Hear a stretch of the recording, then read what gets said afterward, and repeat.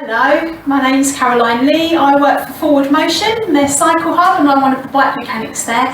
And today I'm going to be talking about using these. So this is a set of 3 tyre levers, and there's a reason why they come in a set of 3. So I'm going to show you that in a second. So there's 2 reasons why an amateur cyclist would want to use tyre levers. Firstly is you've got a puncture, so the tyre is going to feel really flat and squishy, and you need to pop a new inner tube in there. So that's the first reason you'd use them. The second reason why you'd use them is because you take a look at your tyre and decide that you need to pop a new tyre on there. So this bit down the front here is the tread, and you can see that it's got a pattern running along the side of it. And what you can do is look at that pattern to make sure that the pattern maintains all the way around the tyre.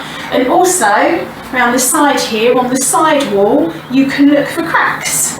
So if you appear any cracks around there, then again you'd want to put a new inner tube on there.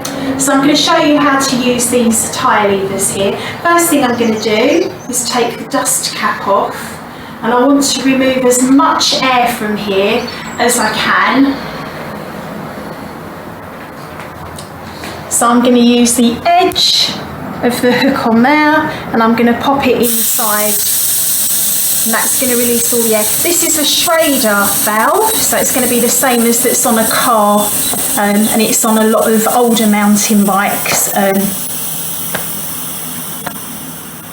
we go.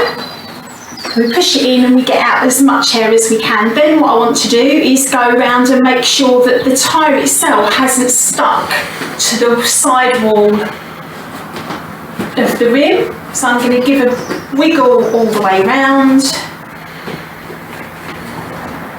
Okay, now I'm going to show you why 3 is the magic number when it comes to tyre levers. I'm going to make sure the valve is at the bottom here. I'm going to use one of my tyre levers, and I'm going to find one of these spokes that faces myself, and I'm going to put tyre lever in and hook it round this spoke here. Most valve spoke patterns will have one spoke facing me, then the next one will face the other side. So 2 along will then face myself again. So again, I'm going to put that in and go down like so. So when I put the 3rd one in, you'll see why 3 is the magic number. So I'll put the 3rd one in. That's why we need 3. The middle one will always fall out. The bigger this gap gets, the middle one will fall out. So now I can continue doing that until I've got a large enough gap. So I'll put another one in, and again the middle one falls out.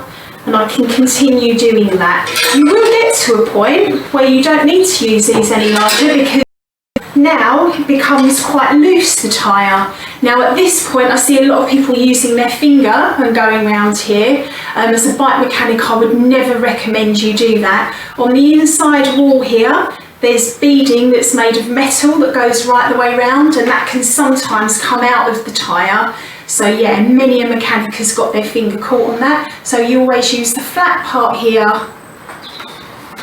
and take it all the way round.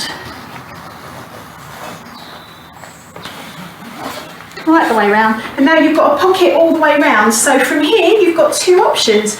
If just you want to remove your inner tube,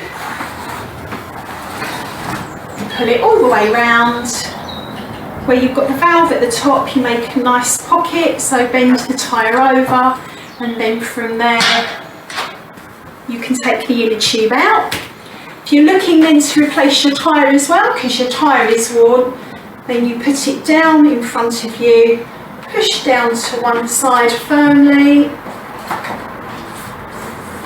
like so. You have it.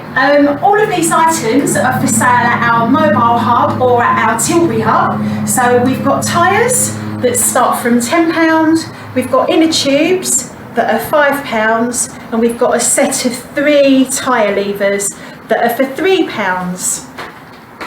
So we look forward to seeing you at our mobile hub or at our Tilbury hub. Happy cycling until then. Bye.